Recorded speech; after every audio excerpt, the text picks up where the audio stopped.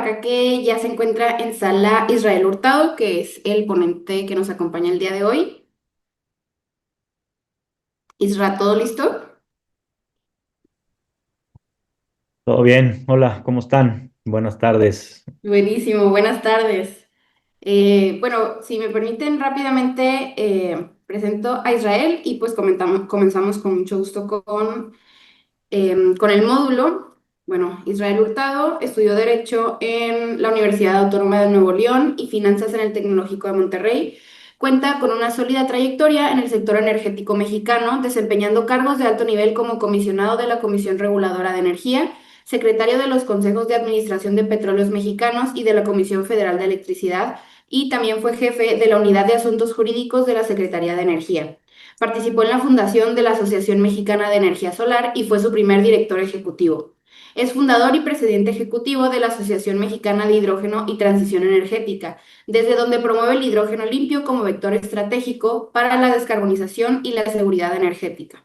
Es maestro de las materias de Economía del Hidrógeno en el Instituto Tecnológico Autónomo de México y de Regulación Energética en la Escuela Libre de Derecho. Su liderazgo y visión innovadora lo han posicionado como un referente en la transición energética en México. Bienvenido, Isra. Adelante. Muchas gracias, Isa. Pues qué gusto poder estar aquí. Estuve con ustedes al principio y he estado por ahí de repente en algunas de las clases, porque también pues soy el coordinador académico del diplomado. Entonces, pueden aprovechar para cualquier comentario. Aunque bueno, la próxima semana también vamos a tener Eh, bueno, la última clase, la clausura del diplomado va a ser presencial, bueno, va a ser híbrida, ¿no? Presencial para los que están en la Ciudad de México, y virtual para los que se encuentran fuera de la Ciudad de México, ¿no? Pero bueno, va a ser ahí en la Escuela Libre de Derecho. Se les va a entregar su diploma. Espero que sí podamos entregar los diplomas de los que estén presentes. Y a los que no, pues se les envía donde estén. Em, También ese día estará cerrando, digamos, el diplomado Santiago Barcón. Y bueno, y también interesante porque es uno de los pocos, yo diría, profesores o ponentes que no es abogado, pero bueno, es muy interesante porque con su visión de ingeniero, pues enriquece mucho el diplomado, ¿no? Y también ese día habrá un brindis de honor, pues bueno, un brindis para celebrar, ¿no? Otra edición más del diplomado y que ustedes hayan participado. Tal vez Isa no esté, porque bueno, tú no vas a estar, ¿verdad, Isa? Es que Isa no está en la Ciudad de México tampoco. Pero bueno, pues ahí te vamos a extrañar, Isa, en la clausura. Em, y bueno, también aquí está Estefanía Pérez, que es la que también creo que nos va a estar ayudando el día de hoy. Y también, bueno, pues por parte de la Escuela Libre de Derecho, como siempre, que, que siempre están aquí al pendiente, digamos, y acompañándonos en todas las clases, ¿no? Erika Estrada. Em, y bueno, a ver si hay aquí algún comentario. Algunos me dicen que no tienen cámara, pero están por aquí. Pues bueno, bienvenidos, bienvenidas a todos y a todas. Em, y bueno, el día de hoy vamos a hablar principalmente de dos temas. Uno es transición energética. Seguramente ya han abordado algunos de estos temas de una manera lateral, tal vez. Em, y viene otra clase interesante también sobre ESG y bueno, un poco más temas relacionados. Pero hoy vamos a dividir la clase en dos. Uno es transición energética tal cual y em, justo algo bueno, que estamos impulsando desde la Asociación Mexicana de Hidrógeno, que es todo lo relacionado con el hidrógeno limpio, que pues bueno, creo que les puede resultar interesante saber pues, lo que estamos haciendo, hacia dónde vamos, cuál es la perspectiva. Em, entonces, al final, pues el hidrógeno es un elemento más de la transición energética. Yo siempre digo que, bueno, el gran paraguas de todo esto es la transición energética y el hidrógeno es un elemento más. Y bueno, pues hoy lo vamos a abordar justamente como una segunda parte de la clase que empezamos con transición energética, ¿no? Entonces, muchas gracias. Si quieren, comenzamos. Eh, Muchas gracias, Steph. Y gracias, Isa, por la presentación. Em, bueno, todos sabemos que uno de los... ¿Por qué necesitamos descarbonizar? ¿Por qué se habla tanto de transición energética, no? Bueno, pues por las... Necesitamos reducir las emisiones y las emisiones se generan principalmente en dos sectores. Uno es el transporte, relacionado evidentemente con la movilidad, y otro es la generación de electricidad. El sector energético es responsable de al menos tres cuartas partes de las emisiones de gases de efecto invernadero. Y cuando hablamos del cambio climático, aunque hay sus detractores, por ejemplo, el presidente Trump, pues es un, es un detractor del cambio climático.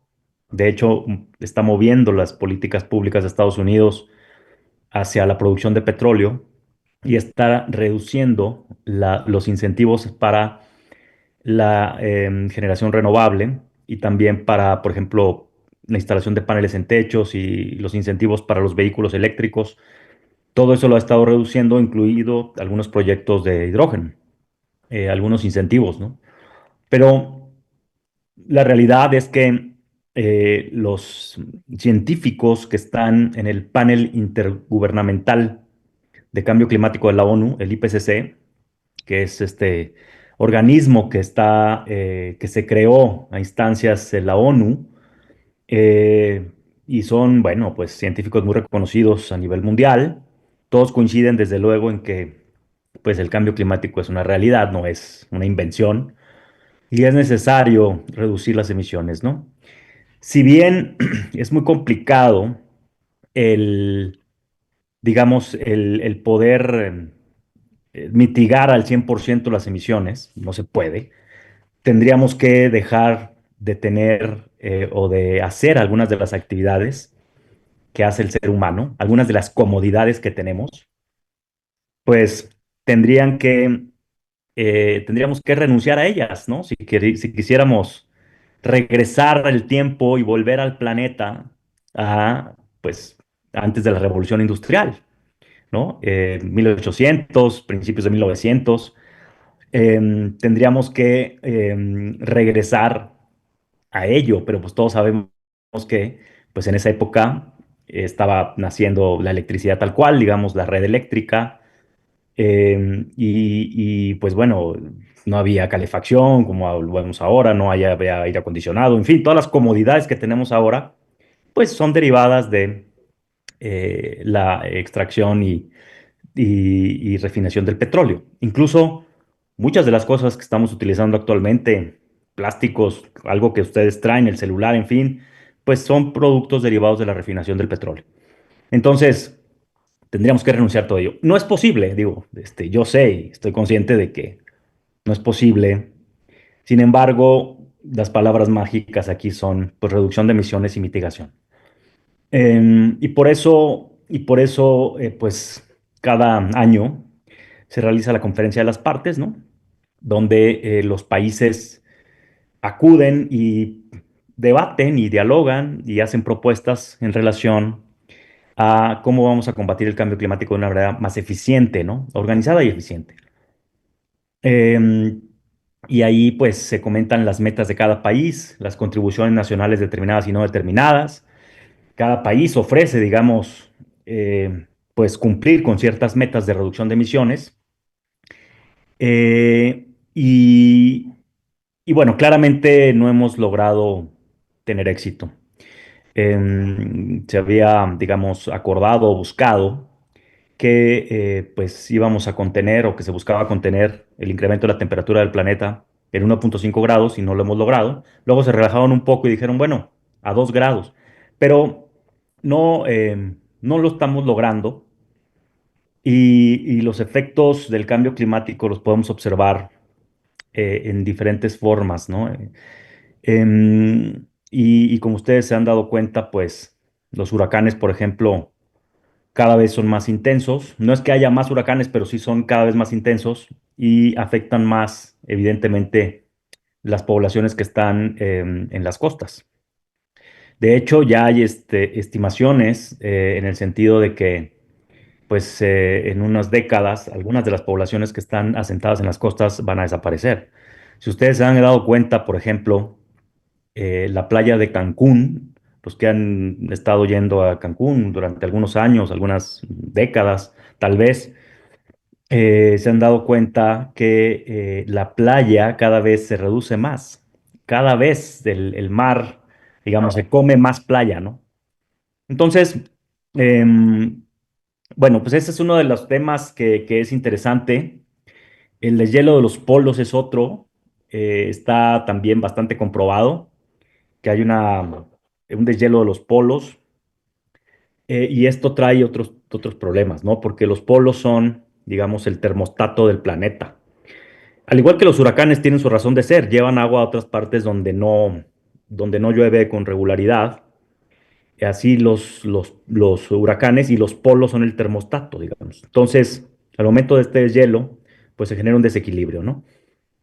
Además de que, y esto también puede resultar o puede parecer un poco fantasioso, pero pues se han encontrado que en este deshielo se han hecho estudios, análisis, y se han encontrado virus y bacterias pues con los que no teníamos contacto, ¿no? Digamos. Entonces, imagínense pues como un COVID, digamos, que todo nos tomó por sorpresa.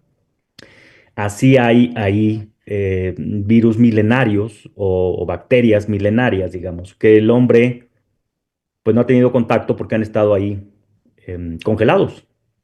Entonces, al momento que son expuestos por este deshielo, pues también se estima que puede haber problemas de salud pública importantes, tal cual como el COVID, ¿no?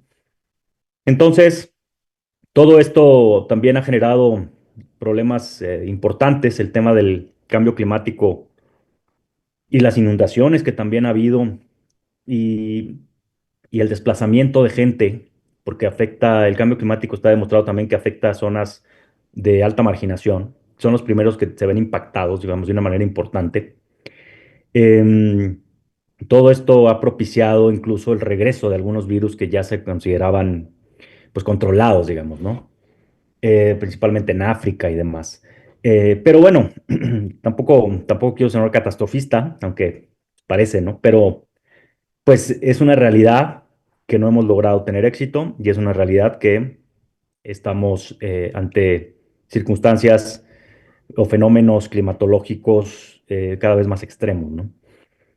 Entonces, de esto se trata justamente la descarbonización, el net zero o el cero neto. También muy comentado y muy debatido el tema de que pues eso también tal vez se pueda considerar una fantasía pensar que podemos llegar al cero neto, ¿no? Sin embargo, em, todo es un tema de equilibrio, ¿no? Em, Todo es un tema de equilibrio, el planeta mismo, para su supervivencia, es un tema de equilibrio, ¿no? Entonces, em, justamente de eso se trata la descarbonización, el cero neto y todo lo que son las tecnologías sostenibles, incluidas las tecnologías de captura de carbono, ¿no? Captura, almacenamiento de carbono, todo esto pues tiene que ver justamente con la mitigación, la reducción o buscar llegar al cero neto y buscar contener el incremento de la temperatura del planeta, ¿no? Entonces, esto digamos que es el contexto general, ¿no? La siguiente, por favor, Esther. Y como ya lo mencioné, pues todo esto, digamos, lo está abordando la ONU, y tenemos la Agenda 2030 o los Objetivos de Desarrollo Sostenible, ¿no? Que son 17 objetivos globales interconectados, y cada objetivo tiene metas específicas, ¿no? Y en total son 169 metas, ¿no? Y tenemos, bueno, la resolución Agenda 2030 establecida por la Asamblea General de la ONU, Y aquí, pues es importante mencionar dentro de todo, digamos, porque pues como ya lo mencionamos, son 17 objetivos y 169 metas, pues de aquí a 2030 garantizar el acceso universal a servicios energéticos asequibles, fiables y modernos. Fíjense ustedes, en México es increíble, pero y a nivel mundial en otros países están peor, pero en México todavía alrededor del 2%, 2,5, por ahí digamos, personas mexicanas que no tienen acceso a energía eléctrica. O sea, no tienen una red eléctrica que les provea de energía eléctrica.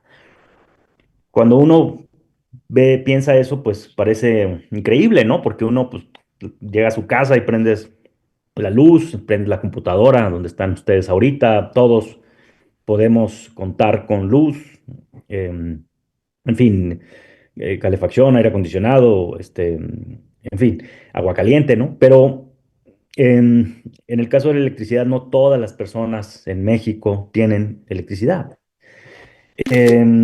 Entonces, todo esto va unido a otras cosas, otros problemas, ¿no? No hay luz, entonces tienen que alumbrarse con velas y los niños tienen que leer con velas, se cocina con leña o con carbón, pero principalmente con leña. Entonces, genera graves problemas de salud, cáncer pulmonar, la gente se empieza a quedar ciega, empieza a perder la vista por estar leyendo o alumbrarse con velas, ¿no? Los costos de esto, es caro comprar velas, estar constantemente comprando velas, comprando leña o ir a partir la leña, en fin, a conseguirla. En fin, toda una serie de temas, algunos relacionados directamente con la falta de energía eléctrica y otros con falta de combustibles, digamos. Pero sí hay un problema que tenemos. Entonces la ONU dice, bueno, tenemos que garantizar que todos tengan servicios energéticos asequibles, fiables y modernos. Y una proporción de la energía renovable en el consumo final total de energía, ¿no? Cosa que tampoco pues hemos logrado tener en México y en el mundo, digamos, ¿no? En algunos países, en algún momento del día, se ha logrado tener 95%, 90%. En algún momento por ahí incluso vi que se pudo tener 100% de la generación de electricidad proveniente de energías renovables, pero es en algún momento del día en particular. En realidad, pues no hemos podido avanzar México, pues más allá del 15, 20% de energía limpia, y de ese, pues una parte es, digamos, energía limpia y otra es renovable, que no es lo mismo, ¿no? Una parte es hidroeléctrica y otra parte es solar, eólica o geotérmica. Entonces, pues justamente lo que la ONU dice es, tenemos que lograr garantizar el acceso universal y una proporción de la energía renovable en el consumo final total de la energía. Si ustedes, si ustedes ya vieron un poco más el tema de la matriz energética, pues saben que cerca del 70% de la electricidad que se genera en México es con gas natural, ¿no? Imagínense nada más. Y todo lo demás es pues, un poquito nuclear, para aproximadamente 3%, con dos reactores que tenemos ahí en Veracruz. Luego tenemos algunas centrales solares, eólicas, geotérmicas, muy poquito, y las grandes hidroeléctricas, algo de biomasa, en fin, pero en términos generales, pues es gas natural. Todavía se genera electricidad en México con carbón y con combustóleo, imagínense. eh, Eso es altamente contaminante. Pero entonces necesitamos darle la vuelta a esto. Y se ha avanzado, las energías renovables han avanzado en México. Eh, Sin embargo, pues bueno, todavía necesitamos avanzar un poco más.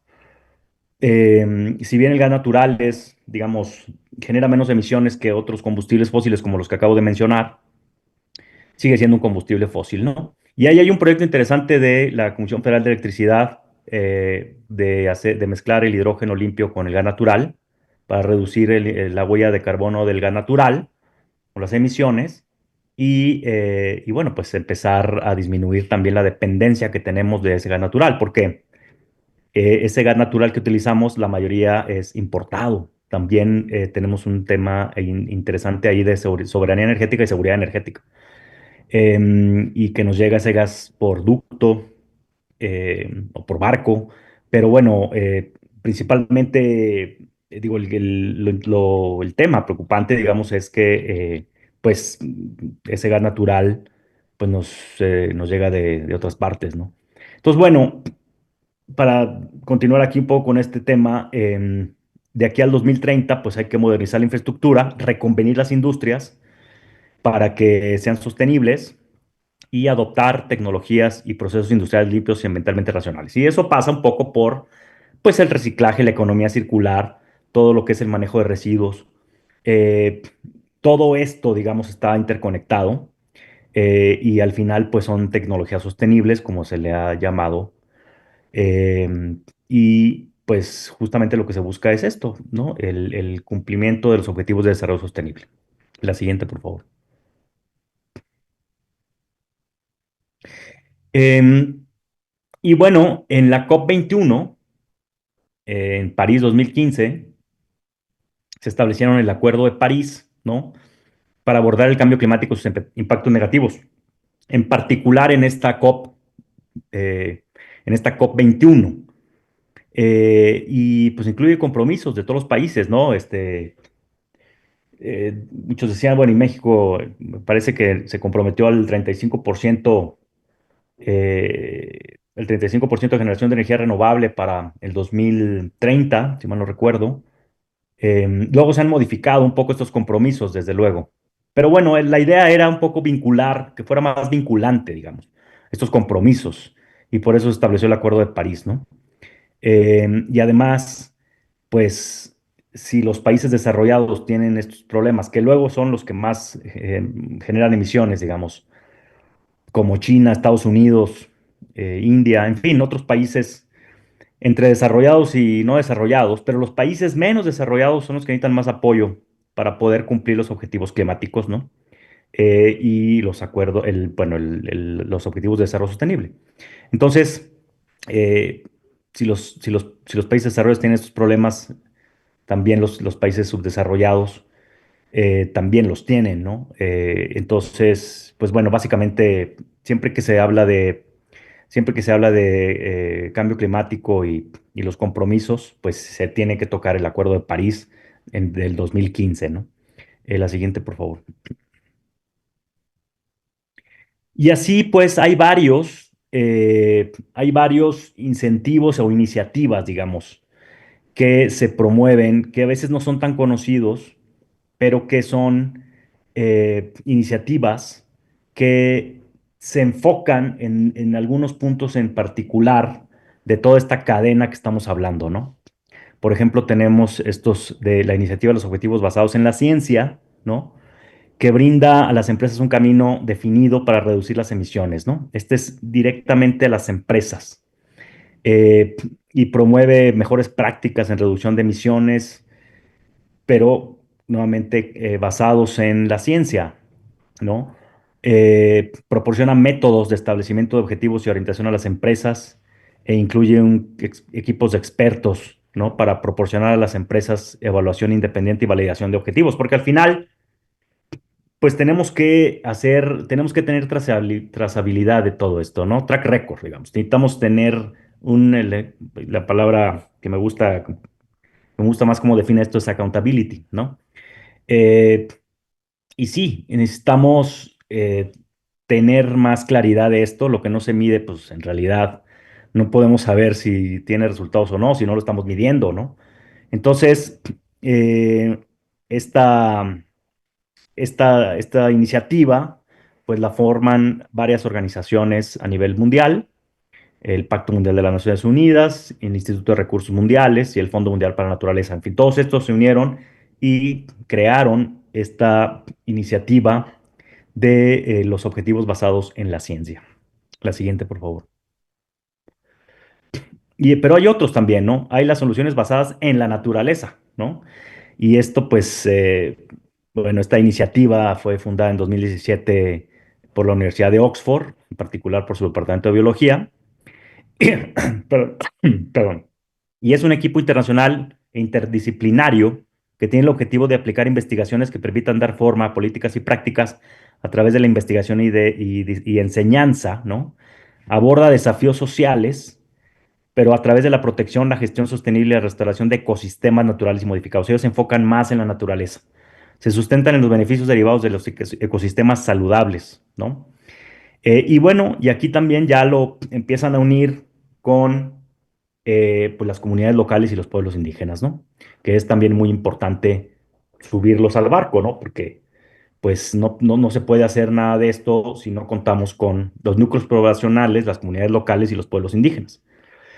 Entonces, se enfoca estas soluciones en distintos desafíos, ¿no? Cambio climático, reducción del riesgo de desastres, seguridad alimentaria y del agua, pérdida de biodiversidad y salud humana.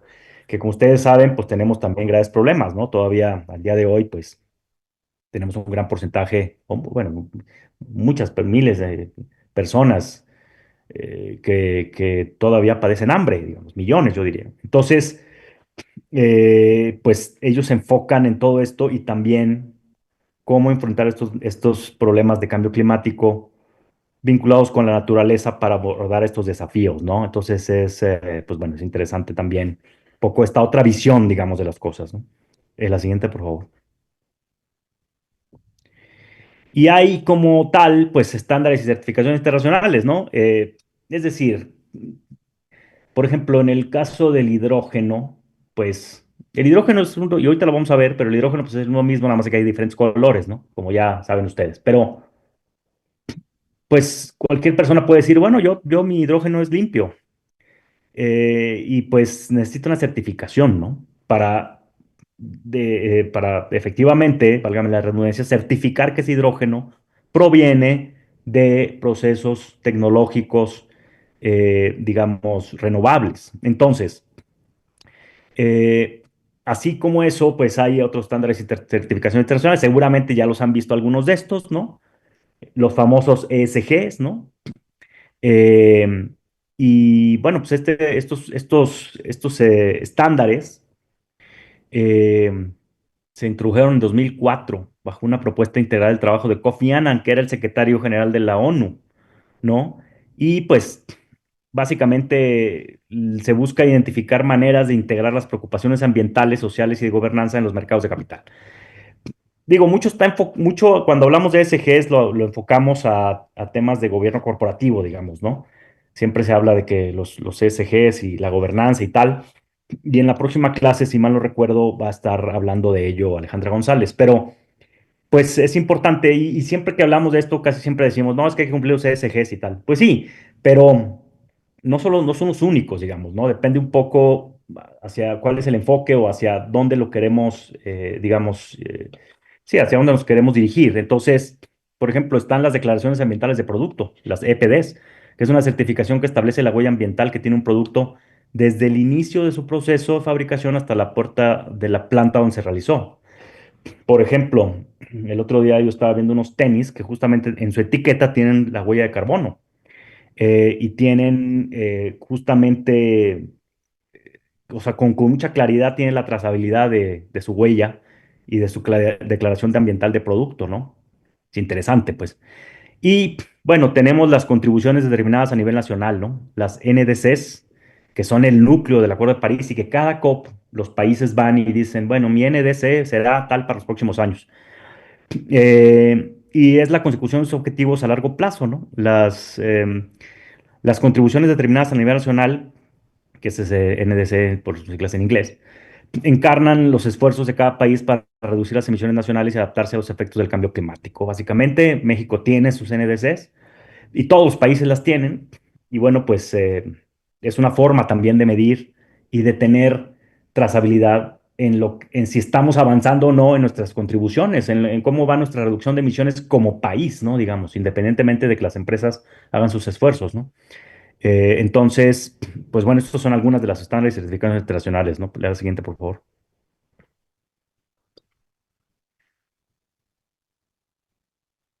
Desde luego hay otras, incluso unas más antiguas, que se han ido adaptando y se han ido actualizando para abordar el tema ambiental.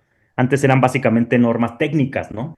Las ISO, por ejemplo, que es la Organización Internacional de Normalización, y se han actualizado para abordar temas ambientales también, ¿no? con toda ese gran expertise que tienen y knowledge que tienen, todo ese conocimiento que tienen. Luego hay los estándares SAS o Sustainability Accounting Standards Board, que guían la divulgación de información de sostenibilidad financieramente significativa. Tiene que ver con la sostenibilidad, digo, con el tema financiero y la sostenibilidad, ¿no? Dan información que permite a las organizaciones proporcionar divulgaciones de sustentabilidad basadas en la industria sobre los riesgos y oportunidades que afectan en este caso, el valor de las empresas, ¿no? Entonces tenemos también esta certificación y el Global Reporting Initiative, que es una organización internacional independiente, pionera en los informes de sostenibilidad, ayuda a las empresas y gobiernos a comprender su impacto en cuestiones de crítica de sostenibilidad, ¿no? Y su producto principal son los estándares para la elaboración de informes de sostenibilidad que están disponibles gratuitamente, ¿no? Pero pues tienen unos formatos que pueden ser accesibles y te brindan pues una información crítica sobre cómo estás avanzando y a los gobiernos y las empresas para pues medir su impacto, ¿no? En estos temas, ¿no? Entonces es interesante también todas estas otras certificaciones. La siguiente, por favor. Y hay, como ya lo mencionaban, pues ya lo mencionamos algunas de estas relacionadas con las anteriores organizaciones, ¿no? La calificación de compromiso de proveedores anual del Carbon Disclosure Project, CDP, que ese está vinculado al tema de la iniciativa financiera y, y la iniciativa que tiene que ver con la iniciativa basadas en la ciencia. Esta es una de las organizaciones que forman parte de eso, de ese esfuerzo. Y el Centro de Transición Climática Global, Transition Pathway Initiative. También el Consejo de Normas de Contabilidad de Sostenibilidad, que ya lo vimos ahorita, y Bureau Veritas, por ejemplo, que ha desarrollado un esquema de certificación holístico, ¿no? Digamos, donde ya ellos incluso certifican si el hidrógeno que tú dices que estás produciendo es renovable o no lo es, ¿no? Entonces, bueno, es interesante también. Bureau Veritas también, pues, bueno, aquí dice 1828, imagínense desde cuándo está vinculada a temas de certificación. La siguiente, por favor. Y bueno, ya que pasamos esta parte, entramos al tema del hidrógeno tal cual. Eh, y bueno, el hidrógeno se utiliza desde hace muchos años en procesos industriales, ¿no? Se utiliza como materia prima y ahora se está buscando impulsarlo como vector energético. Pero como materia prima ya se utiliza en procesos industriales, como ya lo mencioné, junto con otros gases, ¿no? Nitrógeno, argón, helio, oxígeno, que se utilizan en diferentes sectores industriales, en diferentes industrias, producción de, para diferente producción de productos, digamos, fabricación de productos. Y bueno, el hidrógeno tal cual fue uno de los combustibles que llevó al hombre a la luna, imagínense, hace 56 años, ¿ya? Permítanme, déjenme cerrar la puerta aquí porque mi perro está ladrando mucho. Permítanme un segundo.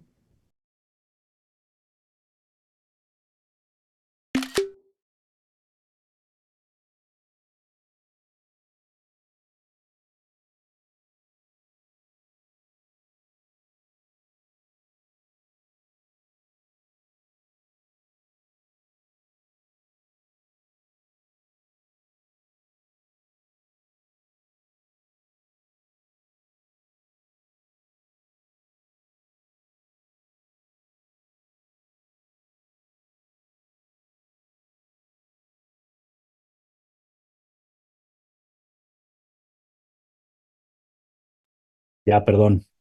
Es que destrozó un cojín ahí que tenía.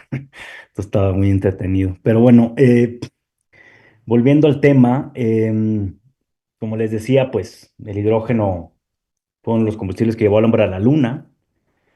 Eh, Y pues bueno, como ustedes saben, pues es el primer elemento de la tabla periódica.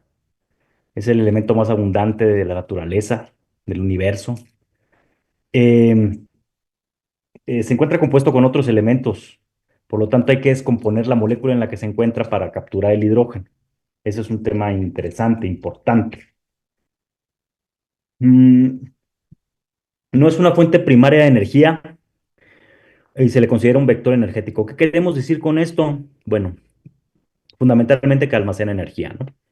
Entonces, esto es, em, esto es el hidrógeno a grandes rasgos, digamos, hay todavía más definiciones y características del hidrógeno, pero yo diría que esto nos da una idea muy clara de lo que es el hidrógeno. Y cuando, cuando hablamos de transición energética y lucha contra el cambio climático, el hidrógeno ha transitado bien dentro de las soluciones que se están buscando. No hay una solución perfecta para, eh, para mitigar o para reducir las emisiones o para descarbonizar o para depender menos de los combustibles fósiles. No la hay a menos que nuevamente dejemos de tener las comodidades que tenemos ahora. Por lo tanto, el hidrógeno tampoco es perfecto. No hay una solución perfecta. Sin embargo, se ha considerado que el hidrógeno puede contribuir en algunos sectores a reducir las emisiones, ¿no? Y llegar al famoso net zero, que, eh, bueno, que aún así todavía se ve complicado. Eh, el hidrógeno, si ustedes se dan cuenta, en los últimos, yo diría, 10, 15 años ha empezado a tomar más importancia o más desarrollo, eh, aunque nuevamente, pues el hidrógeno ya se utiliza desde hace muchos años en procesos industriales como materia prima y se está buscando impulsarlo como vector energético. La siguiente, por favor. Entonces, cuando hablamos del hidrógeno, pues invariablemente surge el tema de los colores del hidrógeno.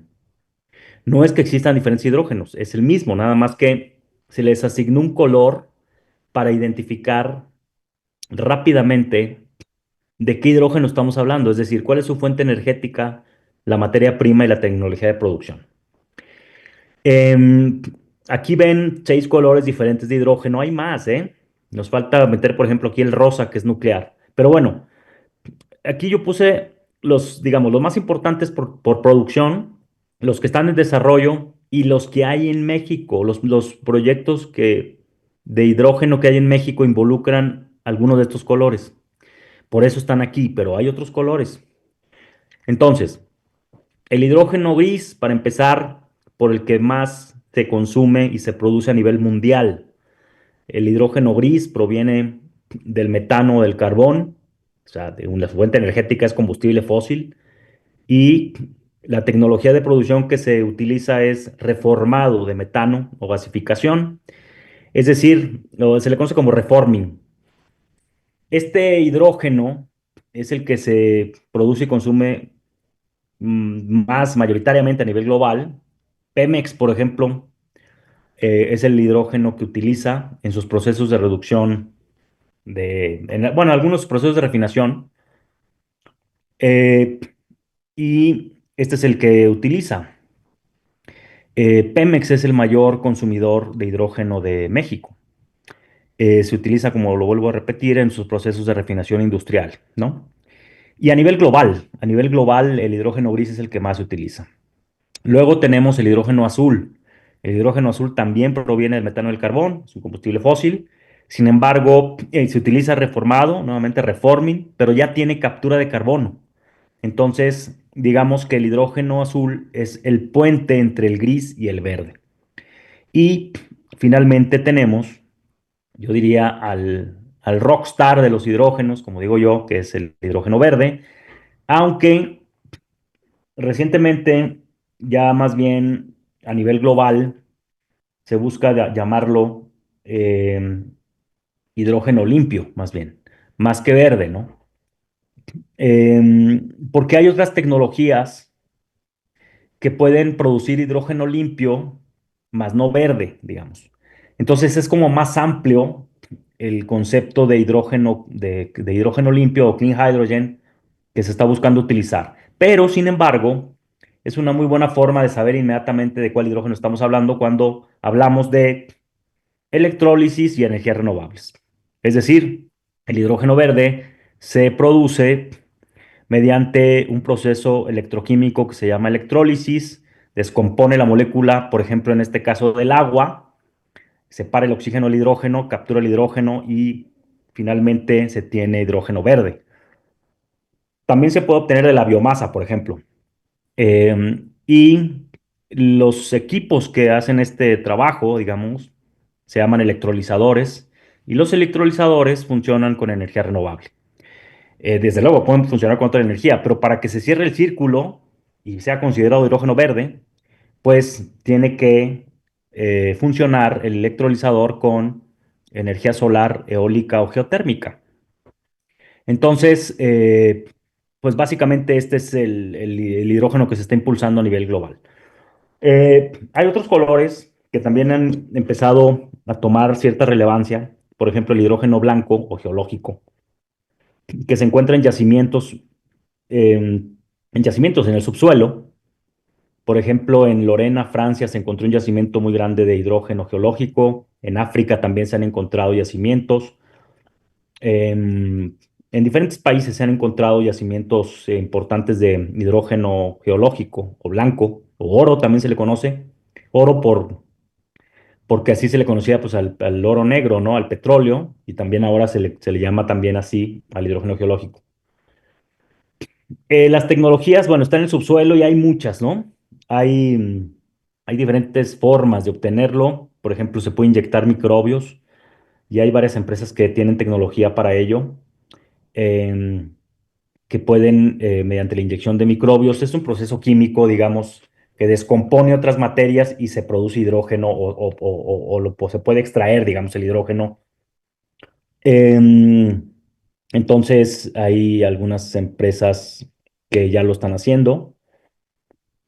En México se considera que puede, digamos, tener yacimientos de hidrógeno geológico importantes. Y también, por ejemplo, Pemex tiene un proyecto de producción de hidrógeno geológico relacionado con los yacimientos de petróleo o los campos marginales, ¿no? Los campos donde ya no produce petróleo por diferentes razones económicas, tecnológicas, en fin.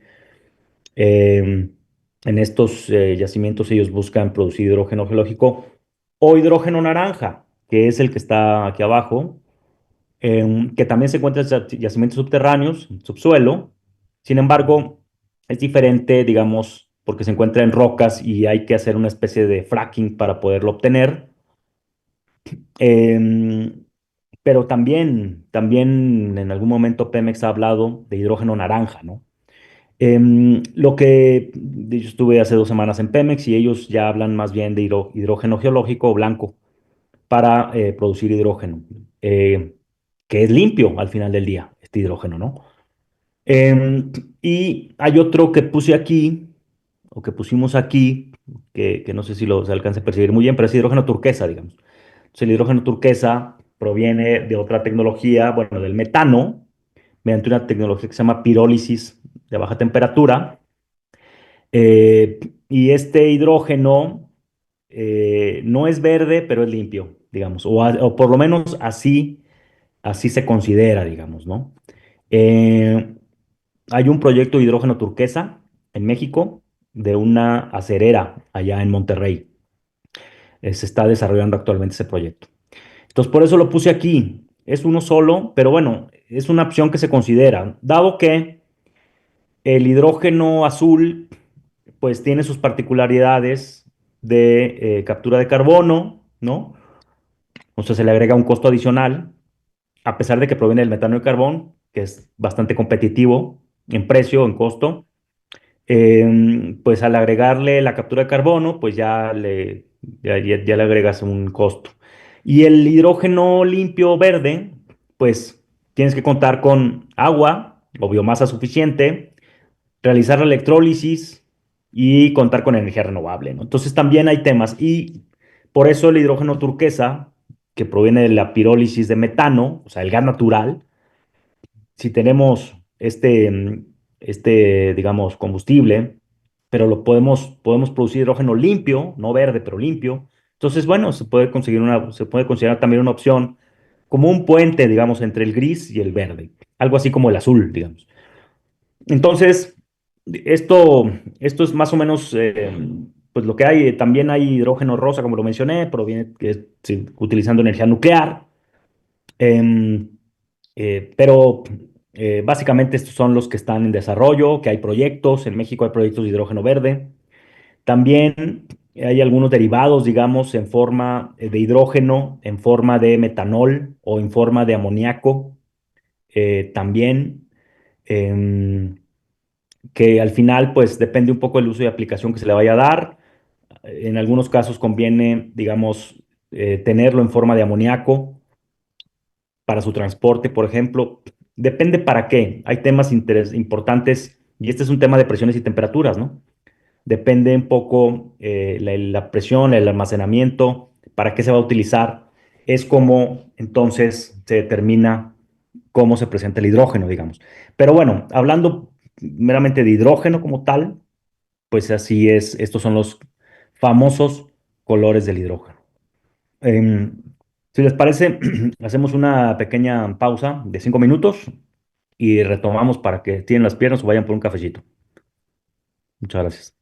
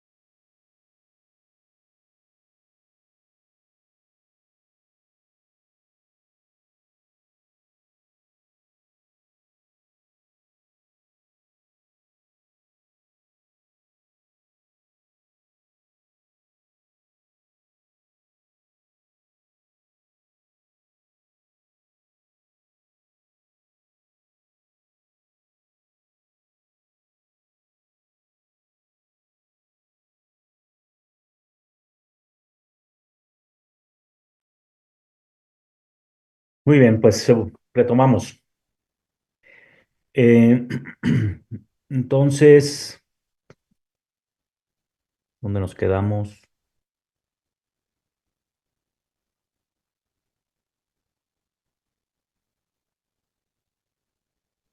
Perfecto. La siguiente, por favor.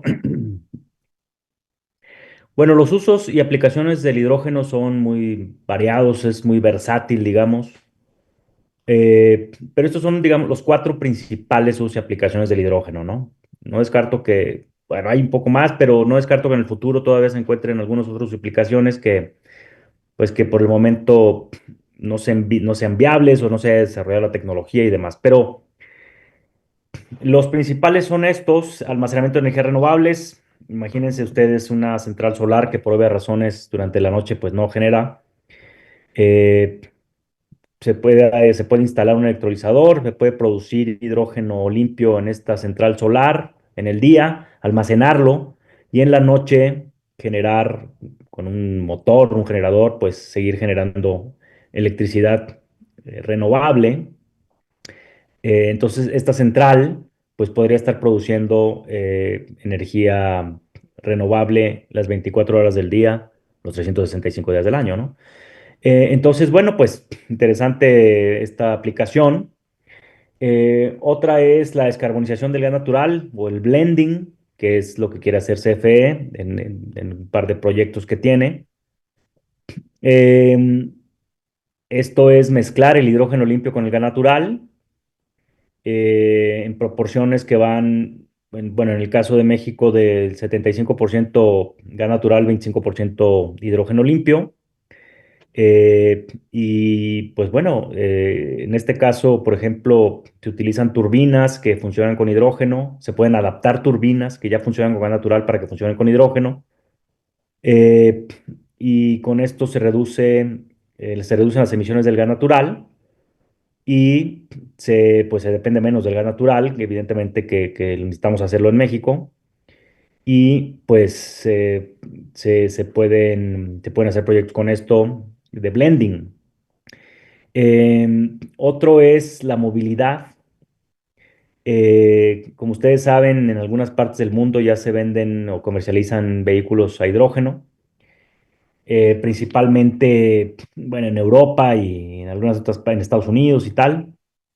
Esta camioneta que vemos ahí, por ejemplo, es la iX5 de BMW, que es a hidrógeno. Y está también el Hyundai Nexo, que también es a hidrógeno, o el Toyota Mirai también. También Honda tiene un vehículo. O sea, Hyundai, Toyota y Honda tienen vehículos a hidrógeno. Em, Cuando hablamos de vehículos a hidrógeno, también hablamos de movilidad eléctrica, dado que los vehículos a hidrógeno que tienen celdas de combustible a hidrógeno, pues tienen un motor eléctrico. Es decir, hablamos de movilidad eléctrica también. La diferencia es que los otros vehículos eléctricos híbridos o los vehículos eléctricos 100%, pues tienen baterías de litio. Hay otros elementos también de baterías, pero principalmente de litio. Y en el caso de los vehículos eléctricos a hidrógeno, pues funcionan con celdas de combustible a hidrógeno que al momento de entrar en contacto con el oxígeno generan una reacción química que hace funcionar el motor. Digamos, es el principio básico. El hidrógeno se almacena en forma de gas. Sin embargo, hay, eh, hay algunas, digamos, algunas tecnologías nuevas o prototipos. Por ejemplo, Toyota presentó un motor de combustión interna con inyección directa de hidrógeno, es decir, como si fuera un motor de diésel o gasolina, pero hidrógeno, no es un motor eléctrico. Y por otro lado, Daimler, que es la compañía bueno, de tractocamiones de Mercedes, digamos, presentó un tractocamión que funciona, es un tractocamión con un motor eléctrico, sin embargo, almacena el hidrógeno en forma líquida. Y esto trae algunos beneficios, como es el tema de la presión con la que se almacena, la temperatura. Em, y algo interesante es que este tractocamión de Daimler tiene una pequeña planta de regasificación, ¿no? Yo cuando me presentaron este proyecto pensé que era un motor de combustión interna como similar como el de Toyota, pero no, porque la inyección era en hidrógeno líquido, ya que el hidrógeno se puede gasificar y se puede licuar. Sin embargo, no, es un motor eléctrico y la parte más, digamos, disruptiva de esto o innovadora es que tiene una pequeña planta de regasificación el tractocamión. Entonces es muy interesante y está circulando en Alemania este camión haciendo pruebas, ¿no? Tienen una autonomía de desplazamiento. Los vehículos a hidrógeno en términos generales tienen mayor autonomía de desplazamiento que los vehículos eléctricos con baterías de litio. Pueden llegar o se han hecho pruebas, algunas pruebas han arrojado distancias de 1.200 kilómetros con una sola recarga de hidrógeno. Y la diferencia principalmente contra los vehículos eléctricos con baterías de litio es que, por ejemplo, en un tractocamión, pues el vehículo o el hidrógeno, en los vehículos, en los tractocamiones, si quisiéramos poner una batería eléctrica, o sea, una batería de litio, pues tendría que ser muy grande y aportaría mucho peso y el tiempo de recarga es muy lento, digamos. En un tractocamión promedio con una carga promedio, digamos, pues tardaría 4 horas en cargarse. Y eso es un tema muy sensible para el transporte pesado.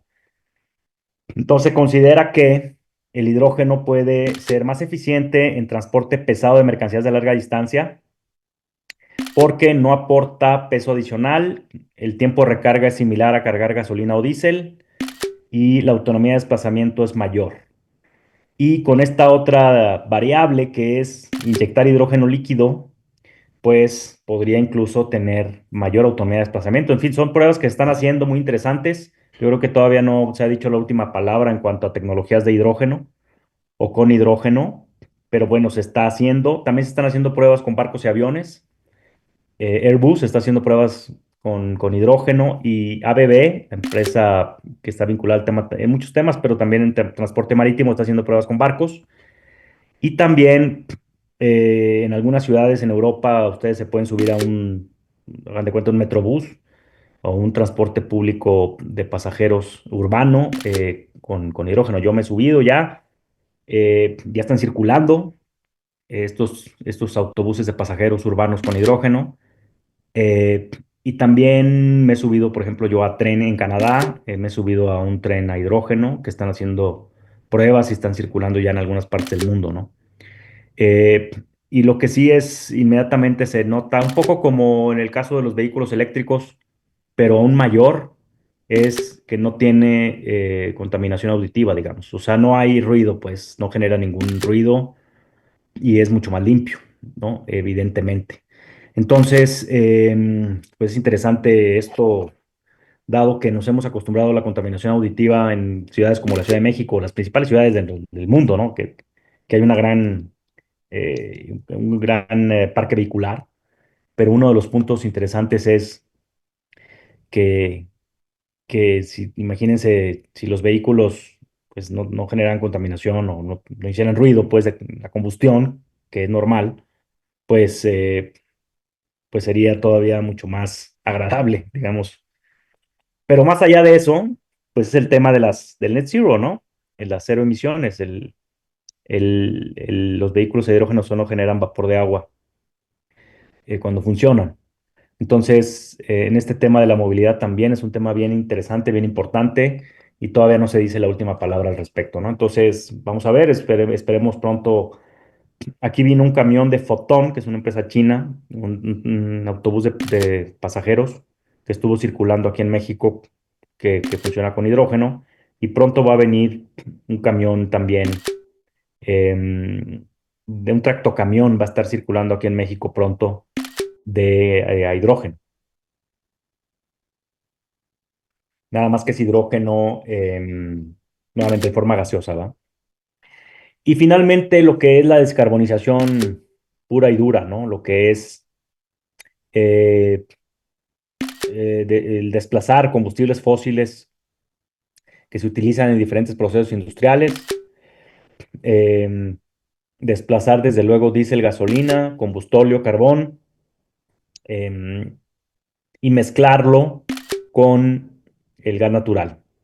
Muchas empresas de los sectores acerero, minero, cementero, petroquímica, utilizan el hidrógeno como materia prima, ¿no? Que también, como Pemex, digamos, que lo utiliza como materia prima, pero también entonces buscan desplazar el hidrógeno gris que utilizan por el verde o limpio, pero por otro lado también estas industrias son intensivas en consumo de gas natural, sobre todo la industria del vidrio, cemento, en fin, diferentes industrias que utilizan hornos, por ejemplo, pues estas industrias utilizan gas natural.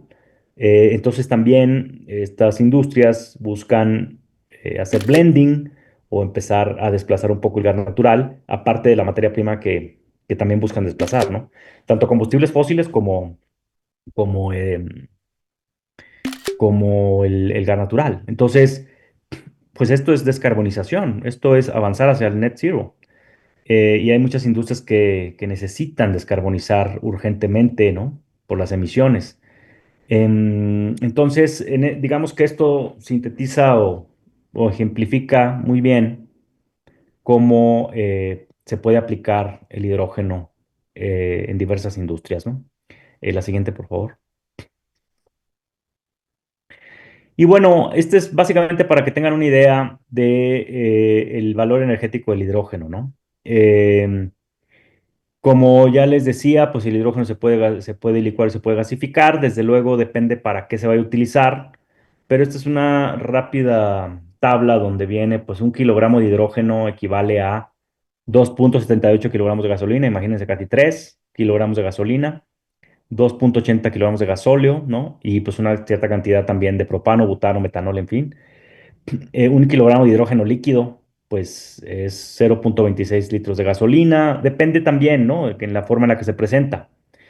Em, es interesante, digamos, una forma de medida muy amigables es en kilogramos, digamos, ¿no? Cuando hablamos de hidrógeno también, para poderlo comparar un poco de una manera, pues, que sea mucho más rápida y más amable, amigables, con 1 kilogramo, digamos, ¿no?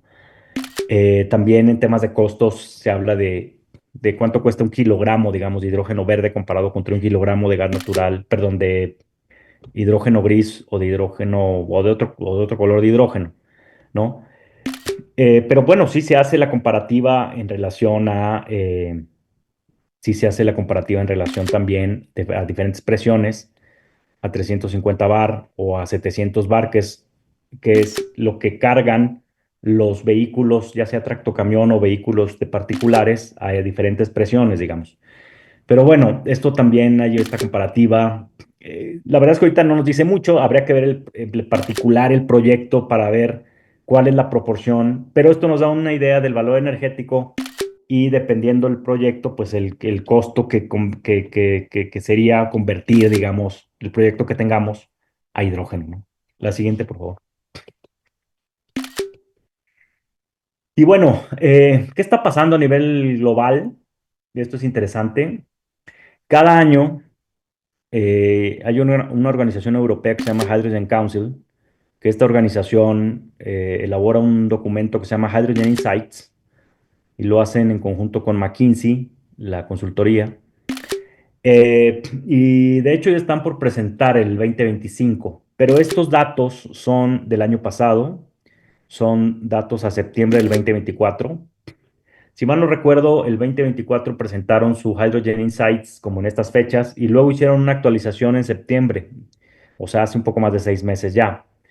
Bueno, en septiembre del 2024, ellos mapearon la cantidad de proyectos que hay de hidrógeno a nivel global y hay 1,572 proyectos. Bueno, en septiembre del 2024 había 1,572 proyectos de hidrógeno en todo el mundo y ellos lo desagregan o lo segmentan en, por ejemplo, movilidad, hay 268 proyectos de hidrógeno, en producción a gran escala 186, en fin, para usos industriales a gran escala 783. Em, y ellos pues incluso menciona las inversiones totales.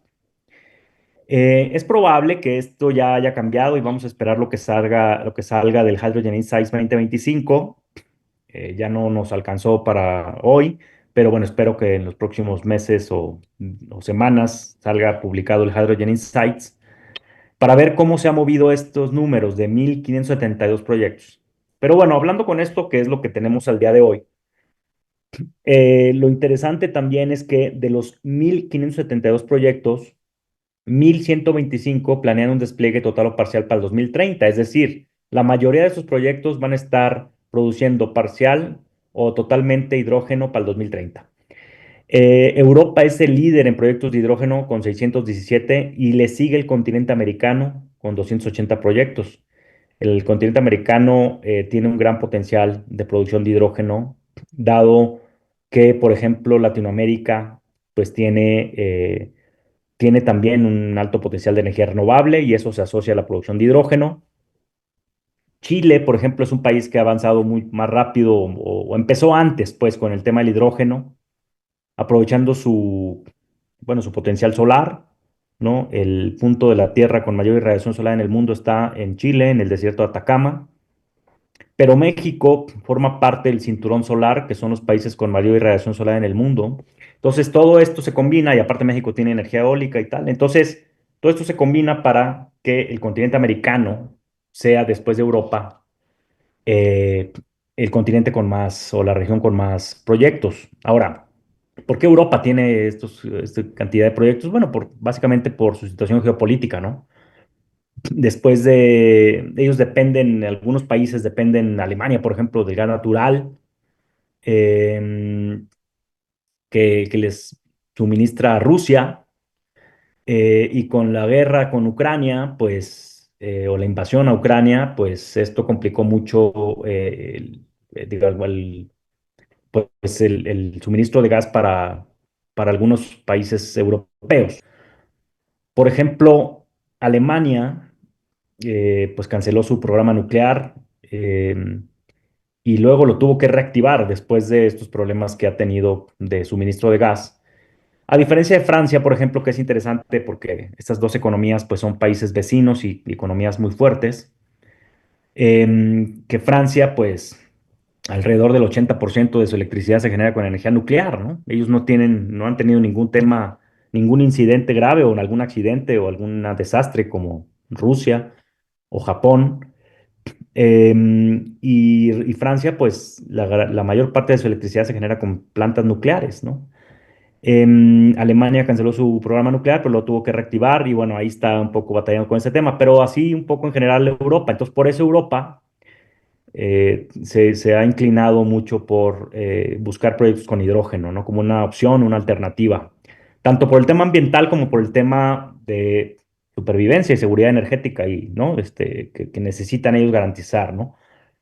Eh, América Latina tiene el segundo mayor volumen de inversiones anunciadas, con 107 mil millones. El número de total o el monto total de inversiones en temas de hidrógeno a nivel global a septiembre del año pasado era de 680 billones de dólares, como dicen los estadounidenses, o sea, algo así como 680 mil millones de dólares, ¿no? Que es lo que hay en todo el mundo, en todos estos 1.572 proyectos que hay a nivel global. Los que estén interesados en este estudio del Hydrogen Insights, pues se los podemos desde luego proporcionar. Aquí Isa lo debe tener ahí. Entonces, bueno, pues es muy interesante lo que hace este Hydrogen Council en conjunto con McKinsey. La siguiente, por favor.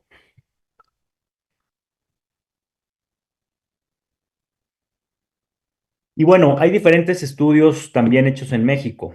La Asociación Mexicana de Hidrógeno ha hecho dos, pero hay otras organizaciones que han hecho también otros estudios en México. Hay que decir que México no tiene una estrategia nacional de hidrógeno como sí la tienen la mayoría de los países latinoamericanos, nuestros socios comerciales, Estados Unidos y Canadá, y como también la tienen, digamos, los, los europeos.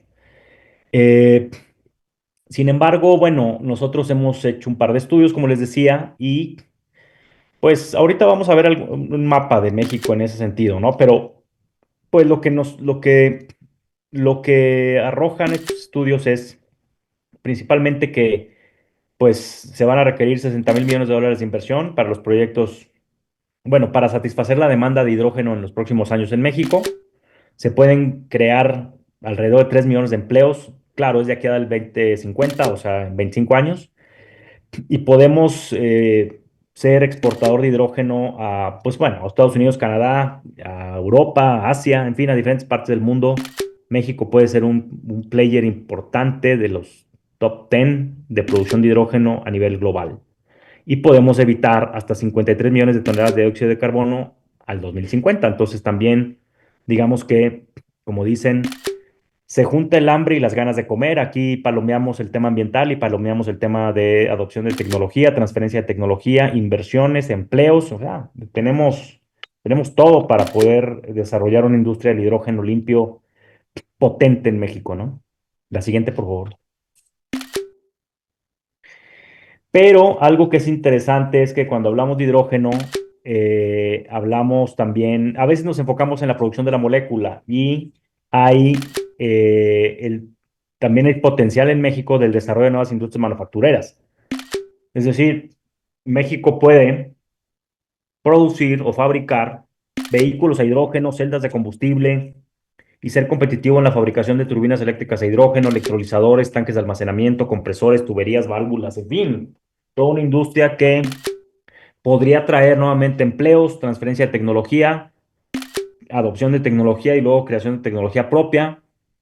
eh, y bueno, pues desarrollar todavía industrias con las capacidades que México tiene, pues se podría ser competitivo en todo ello, ¿no? Entonces no hay que perderlo de vista, el desarrollo de nuevas industrias manufactureras. La siguiente, por favor. Y este es el mapa de proyectos de hidrógeno limpio en México. Aquí hablamos de hidrógeno limpio o verde y sus derivados en forma de metanol, azul y verde, amoníaco verde, hidrógeno turquesa. Y bueno, pues es interesante esta cantidad de proyectos. La mayoría están en etapas de desarrollo, hay algunos que están en planificación. El total de inversiones estimadas en México de estos proyectos es de 22.000 millones de dólares, 22.353 millones de dólares. Em, y para ponerlos aquí en el mapa, nosotros consideramos básicamente tres cosas. Uno es tener ubicación geográfica. Todos estos proyectos tienen ubicación geográfica, es más, tenemos las coordenadas de cada uno de estos proyectos. También una inversión estimada, todos estos proyectos tienen una inversión estimada. También qué van a producir y cuánto. Todos estos proyectos tienen cuánto van a producir, qué van a producir, cuánto van a producir. Y al final, otro factor o otro elemento que consideramos es, pues, quién está detrás del proyecto, ¿no? ¿Quién lo está desarrollando? ¿Quién lo anunció? En fin, por ejemplo, hay un proyecto en Sinaloa que lo anunció el ex embajador de Estados Unidos en México, Ken Salazar. Hay otro proyecto en Oaxaca que lo anunció el expresidente López Obrador. En fin, eso le da pues, un valor adicional, dado que, pues, si ya lo anunciaron ellos, quiere decir que bueno, que pues es más real, digamos. Y bueno, nosotros estamos monitoreando también cómo va el tema de la solicitud de permisos, la manifestación de impacto ambiental, en fin, diferentes permisos que se necesitan. eh, y en algunos de ellos ya se han solicitado manifestaciones de impacto ambiental, en fin. Entonces, estos son los proyectos que actualmente están en marcha en México. Y bueno, México, como les decía, pues, tiene un gran potencial de producción de hidrógeno y sus derivados. eh, para diferentes usos y aplicaciones, ¿no? La siguiente, por favor. Y cuando hablamos de exportar, esta, este slide, bueno, esta gráfica forma parte de un estudio que hizo el Japan Bank International Corporation, o JBIC. Eh, Ellos hicieron un estudio en México del potencial de producción de hidrógeno en México y cómo se lo pueden llevar ellos a Japón. Entonces, ellos concluyen, de acuerdo al análisis que hicieron, que para transportar hidrógeno desde México a Japón se necesitarían 13 días desde el puerto de Costa Azul y 16 días desde el puerto de Salina Cruz. Entonces somos bastante competitivos comparados con la distancia entre o sea, entre Japón y Los Ángeles y Australia, digamos. Entonces, lo que dicen los japoneses es que nosotros estamos mejor posicionados para exportar hidrógeno que Los Ángeles o Australia, digamos. Claro, hay que mejorar algunas cosas y implementar otras de infraestructura, pero nada que no se pueda hacer o que no hayamos hecho en otras industrias, ¿no? Entonces, pues bueno, no, digamos, podemos exportar y somos más competitivos, desde luego, que otros países sudamericanos como Colombia, Chile, y como ya les decía, competitivos con Los Ángeles, Australia, en fin. Entonces, bueno, es interesante porque esto lo dice el Banco de Cooperación Internacional de Japón y un estudio independiente que hicieron ellos, y esto es lo que ellos arrojan, ¿no? Igual que los datos que da el Hydrogen Insights, también ha mencionado a México, y ellos dicen que México puede tener hasta 64% de costos de producción más bajos de hidrógeno que otros países. Y básicamente dicen, por, por un lado, por nuestro potencial renovable, ¿no? Tenemos un gran potencial solar y eólico y algo de geotérmico. También por el Tratado de Libre Comercio, que bueno, ahorita está un poco tambaleándose, pero bueno, ahí está, sigue vivo. Y básicamente, pues, que tenemos acceso a los dos océanos, podemos exportar hidrógeno tanto a Asia como a Europa, ¿no? Entonces, bueno, pues ahí, y nuestra capacidad instalada, que ya tenemos, digamos, en algunas regiones del país, una capacidad instalada de transformación y de producción industrial, pues que compite ya con algunas, bueno, que compite a nivel mundial, ¿no? Entonces, eh, México, por ejemplo, pues bueno, es una potencia en la producción de vehículos. Entonces podría también darse el caso de lo que les mencionaba de producción de vehículos a hidrógeno, celdas de combustible, vehículos eléctricos, desde luego. Y hay otras industrias, ¿no? Que México es una potencia a nivel mundial. Creo que aquí también somos de las principales potencias, por ejemplo, en la fabricación de pantallas de televisión y todo esto. En fin, en temas de electrónica y tal, frenos. Aquí se producen frenos para vehículos en todo el mundo y en Estados Unidos, desde luego. Bueno, frenos y otras, digamos, otros equipos y tecnologías, ¿no? Entonces, tenemos la capacidad instalada, digamos, para poder ser una potencia en esto. La siguiente, por favor. Y esto es interesante porque, como les mencionaba, CFE mencionó al tema del hidrógeno limpio en dos documentos oficiales. Uno es el Programa de Desarrollo del Sector Eléctrico Nacional y otra es la prospectiva, ¿no? Em, y ellos incluso mencionan, pues, qué tanta capacidad de generación va a ser teniendo este blending con hidrógeno y gas natural. Ellos mencionan la proporción de 75% gas natural y 25% de hidrógeno entre 2033 y 2036 en 12 proyectos, y la incorporación de 1829 megawatts en ciclos combinados nuevos con esta mezcla de combustibles, ¿no? O sea, turbinas nuevas, digamos, o turbinas que se van a agregar. Y em, adaptación por parte de infraestructura de gas natural para transportar hidrógeno verde en forma de gas, o sea, mezclado con el gas natural en blending. Entonces, bueno, vamos a ver, digo, no quiere decir finalmente que todo esto se va a cumplir, vamos a ver cómo va evolucionando, pero esto está en el PRODECEN y en la prospectiva. Entonces, pues esperemos ver. A finales de la anterior administración, aún y cuando no tenemos una estrategia nacional de hidrógeno, se emitieron 11 lineamientos en materia de hidrógeno, ¿no? Que ahorita creo que es la siguiente, de hecho. Entonces, pues digo, a pesar de que no hemos avanzado tanto como país, digamos, en el tema, o sea, otros países van más avanzados, pues ya se están dando los primeros pasos en ese sentido. La siguiente, por favor.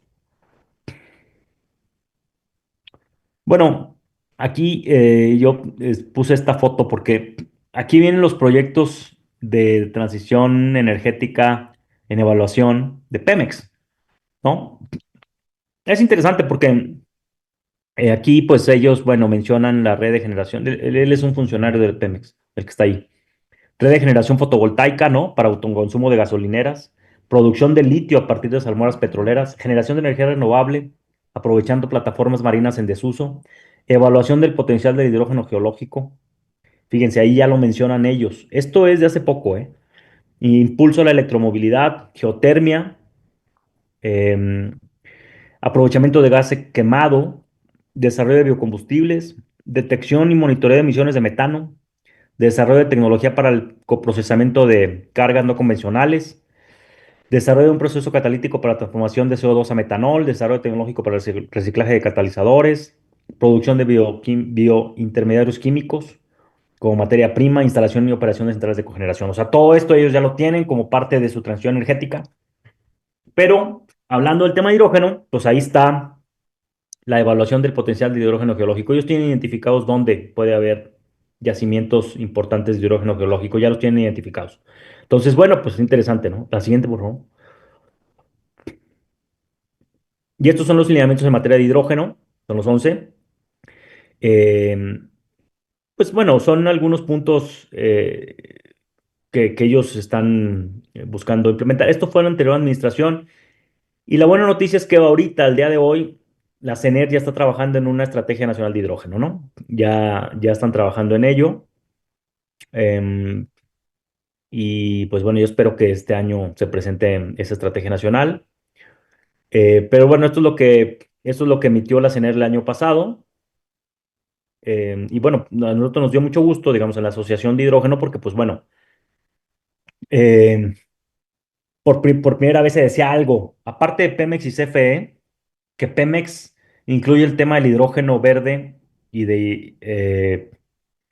bueno, de hidrógeno verde principalmente en el plan de sostenibilidad que publicó el año pasado y en su business plan también del año pasado. En esos dos documentos, Pemex mete el tema del hidrógeno. Sin embargo, y CFE en el PRODECEN y en la prospectiva. Sin embargo, CENER o el gobierno federal, digamos, no había dicho nada al respecto. Y a finales del año pasado, bueno, más bien, a finales de la anterior administración, emitieron estos lineamientos en materia de hidrógeno. La siguiente, por favor. Y nuevamente, bueno, cuando hablamos de hidrógeno, pues hablamos de movilidad eléctrica, ¿no? Y yo pues nada más aquí quiero presentarles esta gráfica de Bloomberg, donde viene como la evolución del mercado de los vehículos eléctricos y su comercialización a nivel mundial, que esto va de la mano con las regulaciones que hay en algunos países para impulsar los vehículos eléctricos y las regulaciones para prohibir la comercialización de los vehículos de combustión interna, ¿no? Y aquí lo interesante es cómo en el año 2035, pues ya se empieza a ver ahí un poco la participación de los vehículos a hidrógeno y un poquito más en 2040. Claro, esto al final va más lento los vehículos a hidrógeno que los vehículos eléctricos con baterías de litio. Pero para mí lo relevante es la salida ya prácticamente en 2035, o sea, en 10 años, pues ya la mayoría de los vehículos serán 100% eléctricos, híbridos, hidrógeno, bueno, híbridos enchufables y luego híbridos, y ya muy poco vamos a ver vehículos de combustión interna. Para hacia el 2040 ya van a ser los pocos, digamos, que coincide con algunas regulaciones de prohibición de comercialización de los vehículos a combustión interna, ¿no? Como creo que en la siguiente, por favor, ahí viene esa gráfica. Por ejemplo, esta es la producción de vehículos eléctricos y lo que las mismas armadoras han anunciado, ¿no? Tesla, pues 100% es actualmente, ¿no? Pero Volvo, 50% en 2025 y 100% en 2030. Stellantis, 100% en Europa y 50% en Estados Unidos 2030. Ford, 40% 2030 y 100 en 2035. General Motors, 100% 2035. En fin, ciertamente algunas de estas han cambiado, algunas se han retrasado, en fin, pero pues ahí están. Estos son datos de las propias armadoras, digamos, ¿no? Que ellos han dicho, bueno, nosotros vamos avanzando en el tema de los vehículos eléctricos y coincide con la prohibición en algunos países de la comercialización de vehículos nuevos de combustión interna, ¿no? Entonces, pues hacia allá vamos, ¿no? Hay que tomar, pues, las providencias necesarias. En México, por ejemplo, vámonos a la siguiente, por favor, pues tenemos que trabajar mucho en el tema de los cargadores, la infraestructura de recarga, ¿no? El número de cargadores públicos por cada 1.000 vehículos eléctricos, por ejemplo, en Noruega es de 61. O sea, hay 61 cargadores públicos por cada 1.000 vehículos eléctricos. En China 217, en Holanda 239, Estados Unidos 72. El promedio mundial está alrededor de los 153 cargadores públicos por cada 1.000 vehículos eléctricos. Y México, que por ahí tengo el dato, se lo voy a poner para la próxima. México, pues bueno, tiene que incrementar su infraestructura de recarga, ¿no? Porque sí, todavía nos falta más. Pero bueno, también el crecimiento de los vehículos ha crecido, la venta de vehículos eléctricos, pero sin embargo, todavía se venden más vehículos de combustión interna, ¿no? Entonces, bueno, pero bueno, es importante que cuando esas líneas se crucen, pues tenga una infraestructura de carga ya instalada, ¿no? La siguiente, por favor. Y bueno, estos son los costos. Lo que se estima básicamente es que finalmente los vehículos de combustión interna, eh, el costo pues va a ser mayor, o sea, es mayor y se va a cruzar en los próximos años ya las líneas entre los vehículos eléctricos de celdas de combustible y los vehículos de combustión, ¿no? Esa es la gráfica del lado derecho, ¿no? En heavy duty trucks o los tractocamiones pesados, pues ahí, como se ve desde el 2030 más o menos, por ahí ya el costo, pues debe ser el costo o sea, de los vehículos a hidrógeno, pues tiende a bajar, igual que los vehículos eléctricos y el costo todavía de los demás, o sea, aquí la competitividad de los vehículos a hidrógeno es donde se ve más claro, ¿no? FCEV, que es la línea azul, que es la que está para abajo. Entonces, bueno, pues creo que eso es algo interesante. Y lo otro es la caída de costos también, o el COE, o bueno, el COH, que es el costo nivelado del hidrógeno, utilizando pues energía solar eólico, que hay por ahí diferencias, ¿no? Em, pero porque evidentemente los costos de generación de energía solar no son los mismos que la de generación de eólica, ¿no? Eh, pero lo que se ve claramente es que los costos van a caer, los costos de producción de hidrógeno y los costos también, evidentemente, del hidrógeno para los vehículos y el costo de los propios vehículos. Entonces, bueno, pues vamos a ver cómo va evolucionando en los próximos años. La siguiente, por favor. Y bueno, nosotros en la asociación hicimos este documento que es Hidrógeno Verde, el vector energético para descarbonizar la economía de México. Aquí nosotros le hicimos hace 2 años, pero todavía está muy vigente.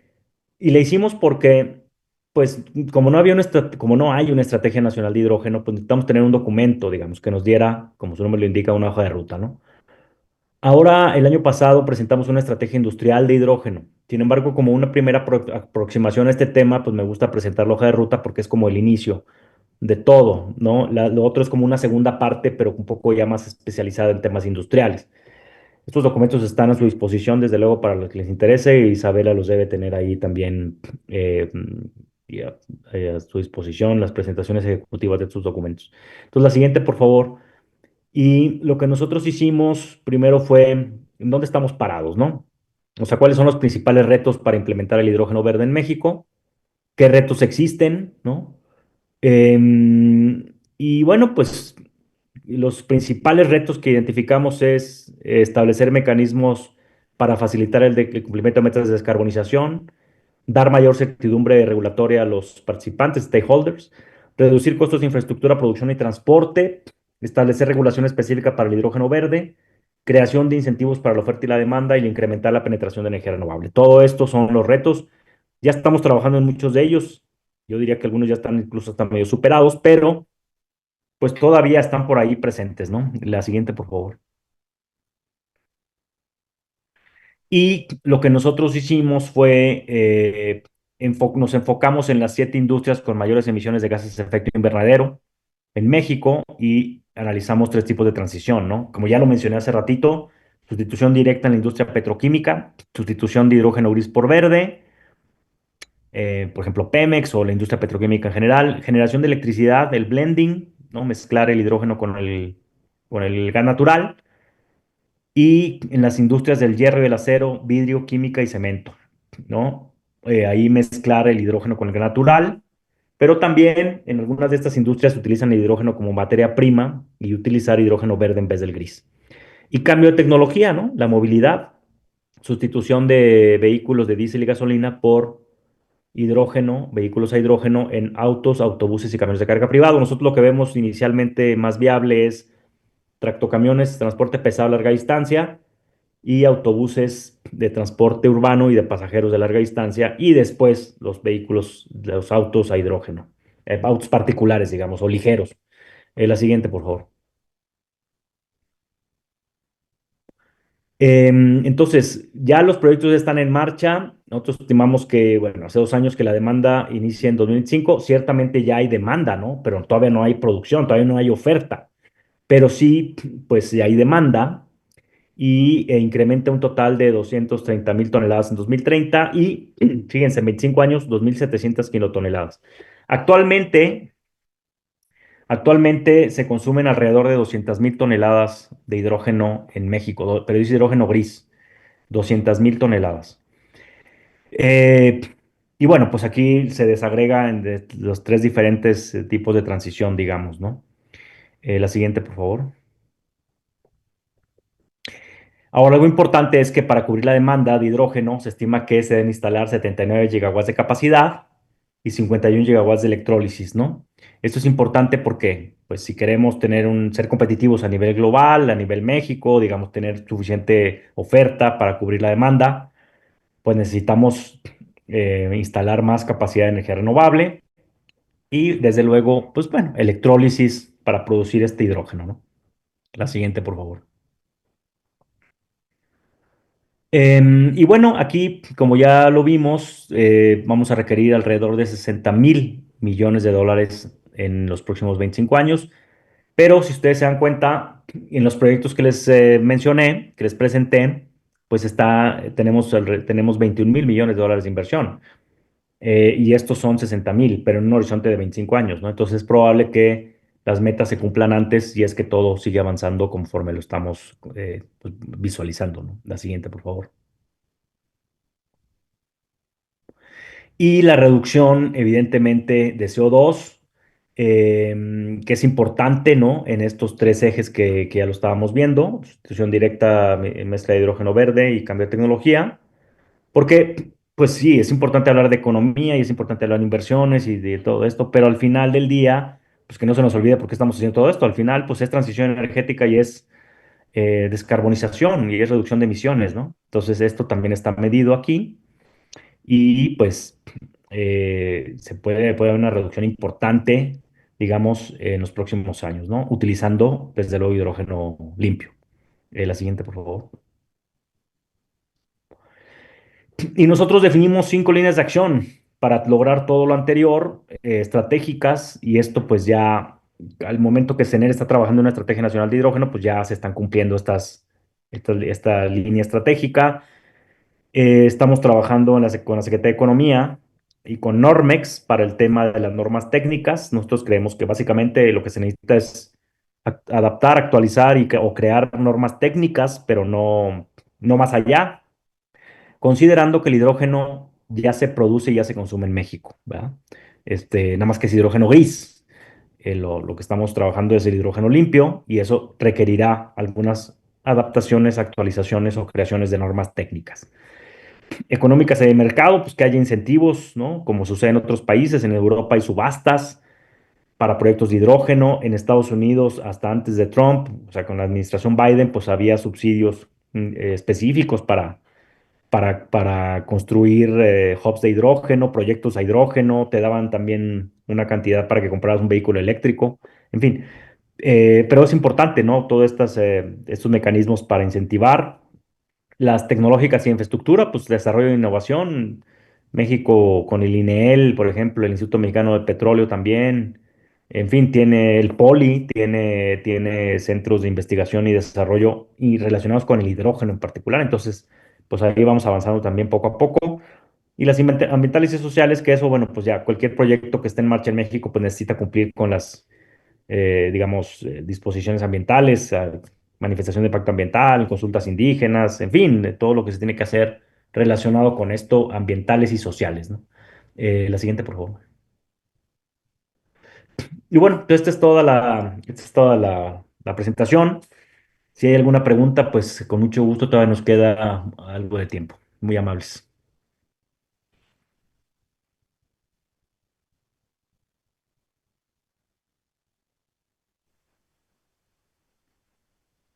Sí, Aaron, adelante. Gracias, Israel. Gusto tratar esta sesión contigo. Muchas gracias por la información. Si me lo permites, yo sí tengo unas 6, 7 cosillas ahí que anoté bastante interesantes. Ajá. Algunas preguntas, algunos comentarios. Quisiera saber tu opinión. Dame un segundito porque la verdad las dejé acá. Ok, voy a ir en orden. Eh, por ahí mostraste una diapositiva que indicaba el costo del hidrógeno por kilogramo. ¿Este costo es costo de producción o costo de compra, Costo de Israel? producción, sí, costo de producción. En realidad ahorita está, es que no sé, creo Ah, que está muy, pero bueno, en términos generales, digamos, el hidrógeno gris está alrededor de los $2 el kilogramo. El hidrógeno, el hidrógeno verde todavía está alrededor de los $6 más o menos el kilogramo. wow, ok. Entonces, hay una diferencia todavía importante ahí. Estados Unidos lo que hacía el año, bueno, todavía lo sigue haciendo, pero ya cada vez lo han reducido más, ese Ujú. programa de apoyo, era unir esos dos, ese gap. Entonces ellos decían, yo te doy el diferencial para que lo dejes al mismo costo que el hidrógeno gris o muy similar. Entonces, Subsidiado. Ujú, eh, pues era interesante. Y de hecho, Estados Unidos aquí a México vino la head de hidrógeno hasta hace un mes. Se llama la doctora Sunita Satyapal. Ella era la head de hidrógeno del Departamento de Energía.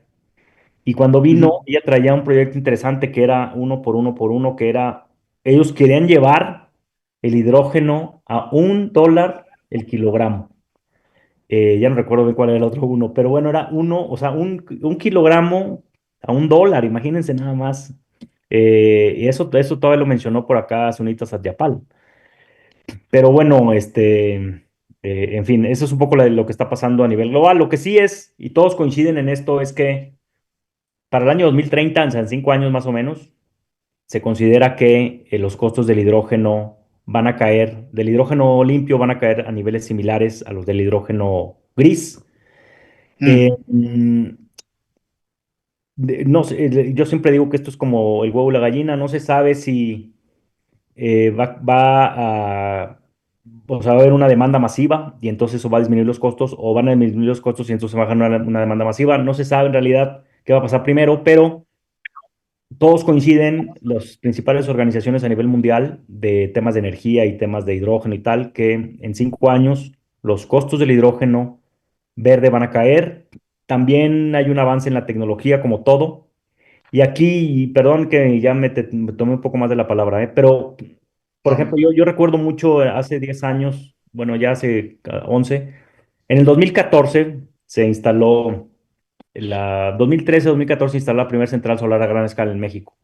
Esa central allá en Baja California de 30 megas fue la primera a gran escala, costó $100 millones, imagínense nada más. En ese entonces, hace 10 años, por cerrarlo en 10 años, que no es nada 10 años, ¿no?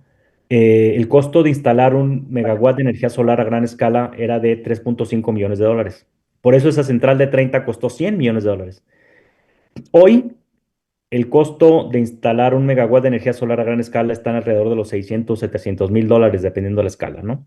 Entonces, ese proyecto que costó $100 millones hace 10 años, ahorita costaría menos de $30 millones. Fíjense nada más. Claro, ha habido un avance en el costo de los paneles. El costo de los paneles solares ha caído en un 80% en los últimos 10 años también. 80%, imagínense. Claro, no podemos comparar la tecnología de los paneles solares con la tecnología un poco más compleja del hidrógeno, ¿no? Tanto de producción, almacenamiento, transporte. el tema del hidrógeno es un tema, pues nuevamente, de presiones y temperaturas, es un tema químico.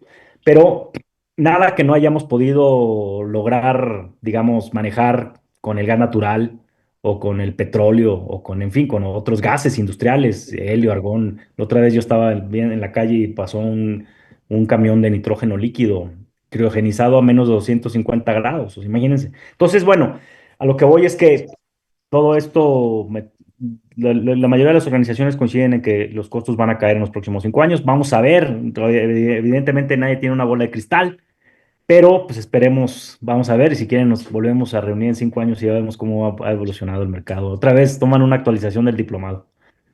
Perdón, Oye, Aaron. no, hombre, al contrario, gracias por toda esta información. Para aclarar nada más esa parte de costo, cuando te refieres a estos $700,000 de instalación por megawatt, es con tecnología de electrólisis, ¿correcto? No, no es la Oh, transición de gris a verde, ¿correcto? sí, no, perdón, me refería a los $700,000, lo que cuesta la instalación de un megawatt de energía solar. Es decir, si Ok, tú vas a instalar un parque solar de 30 megas, pues te va a costar 24, ¿sí me explico? $24 millones. O sea, no, o 100 te va a costar 70 millones. Pero es básicamente la energía solar, sí. ok. Mi segundo punto es un poquito una discusión que se desató, no sé, hace 2, 3 meses en LinkedIn respecto a algún uso de los gasoductos para poder transportar hidrógeno. Entonces, ahora que comentas que CFE tiene previsto el blending hidrógeno con gas natural, la verdad me saltó. No, no sé si a lo mejor, obviamente dentro de la confidencialidad que se pueda compartir esto, pero para entenderlo de mi lado, es una especie de querer transportar en México también hidrógeno a través de los gasoductos no utilizados, o más bien es la planta de generación de hidrógeno y un tanto hacer el blending en las centrales junto con el gas. Sí, de hecho, no, bueno, evidentemente no tenemos toda la información, pero en los documentos que les mencioné, mencionan hasta por cuáles ductos lo van a transportar el hidrógeno, mezclado con el gas natural. Y Ok. la idea es traerlo de algunas centrales o tal, sobre todo en donde hay la posibilidad de hacer electrólisis y ahí inyectar el hidrógeno.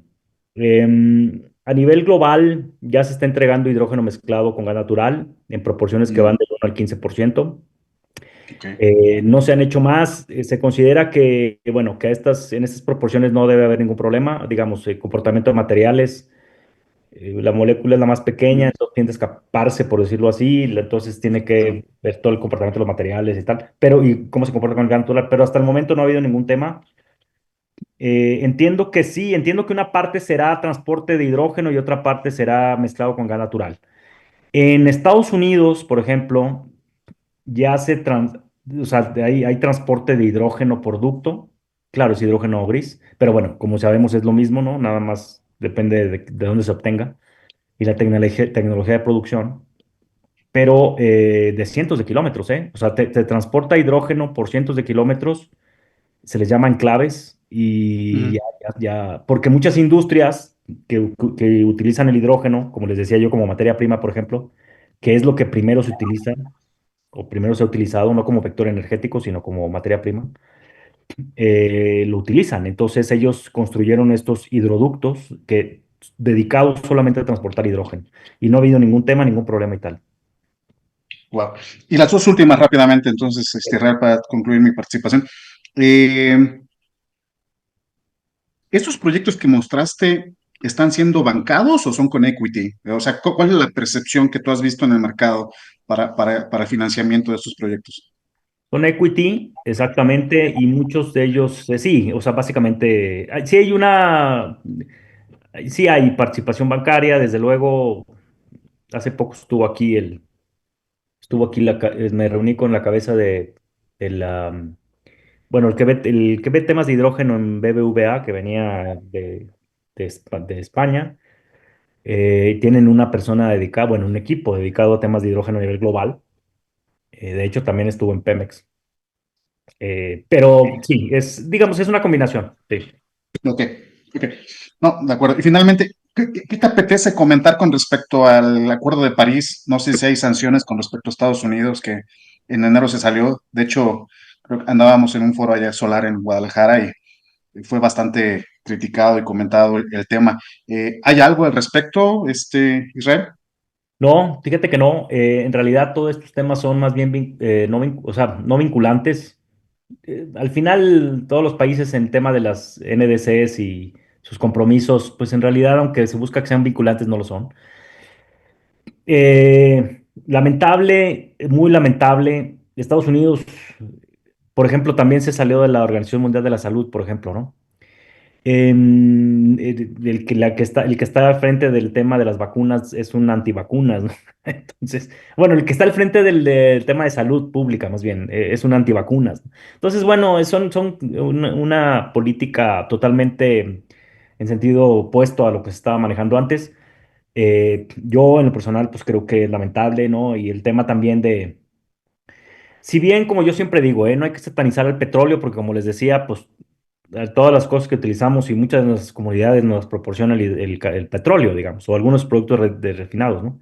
Derivados. Pero sí creo que también volver hacia un esquema donde, o sea, petrolizar todo otra vez o tratar de minimizar el cambio climático o tratar de no impulsar más la transición energética, pues son errores y pues Estados Unidos va a perder 4 años valiosos, creo yo.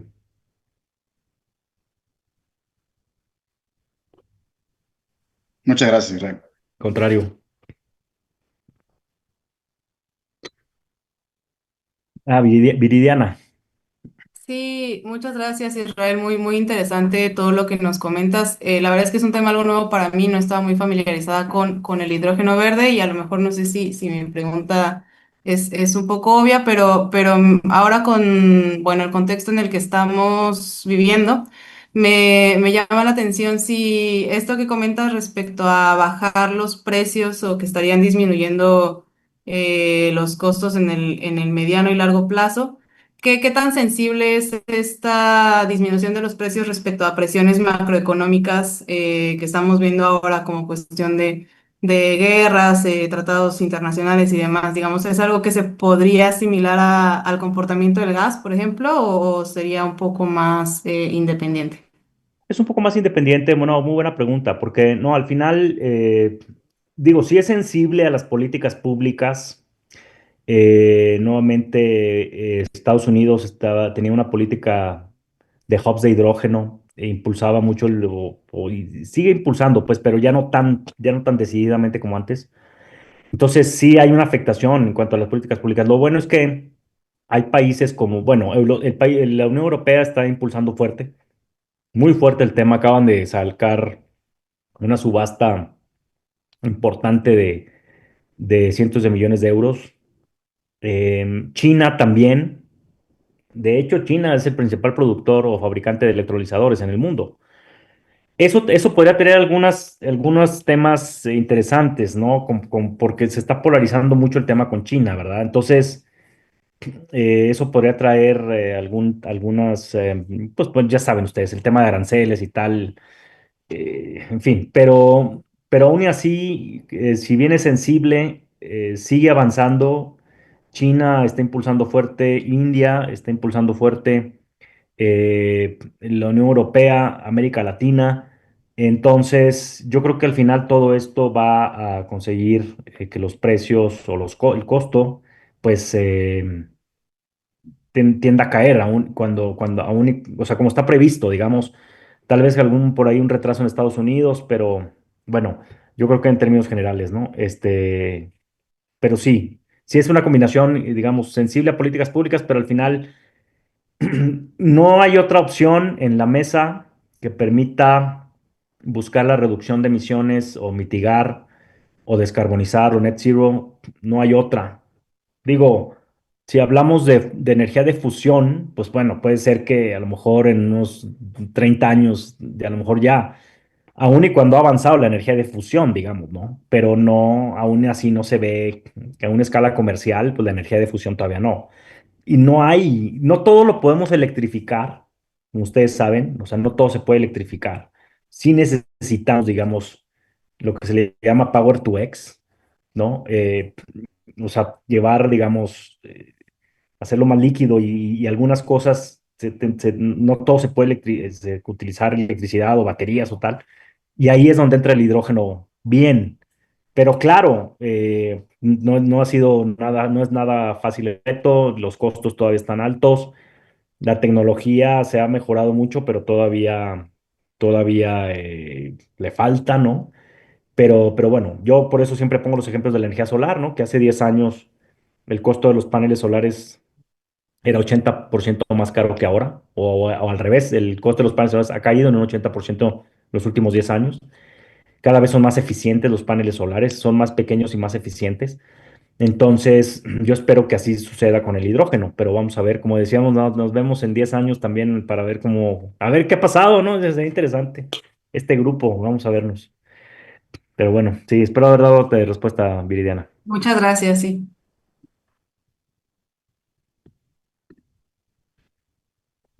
Bueno, pues les podemos compartir todo lo que les mencioné con mucho gusto. Bueno, la presentación creo que se las comparten, pero los otros estudios también ISA se los puede compartir a los que estén interesados.